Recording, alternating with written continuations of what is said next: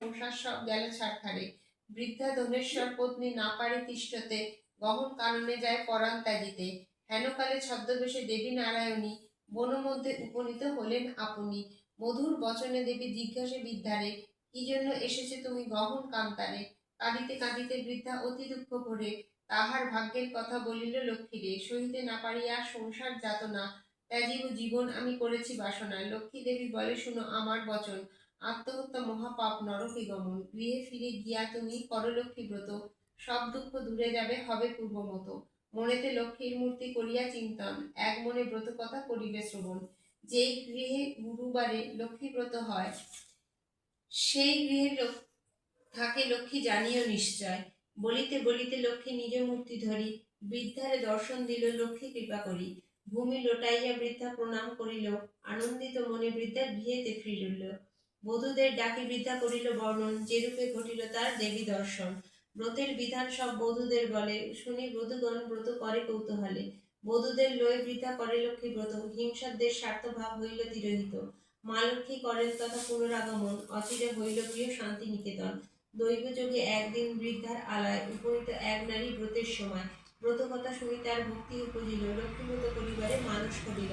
স্বামী তার চিররুগ্ন অক্ষম অর্জনে, ভিক্ষা করি যাহা পায় খায় দুইজনে। এই কথা চিন্তি নারী করিল কামনা, স্বামীর নীরব কর চরণে বাসনা। গৃহে ফিরি সেই নারী করে লক্ষ্মী ব্রত, ভক্তি করে সাথী নারী পূজে বিধিমতো।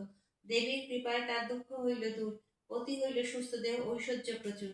কালক্রমে শুভ দিনে জন্মিল তনয়, সংসার হইল তার সুখের আলয়।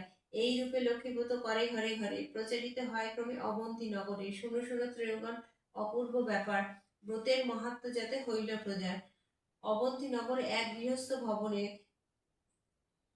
ত্রয়োগণ লক্ষ্মীব্রত করে এক মনে। অকস্মাৎ এলো সে তা বণিক তনয়, দাঁড়াইল সেই স্থানে ব্রতের সময়। ধনৈশ্বর্যে পূর্ণ গৃহ ভাই পঞ্চজন, পরস্পর অনুগত রয় সর্বজন।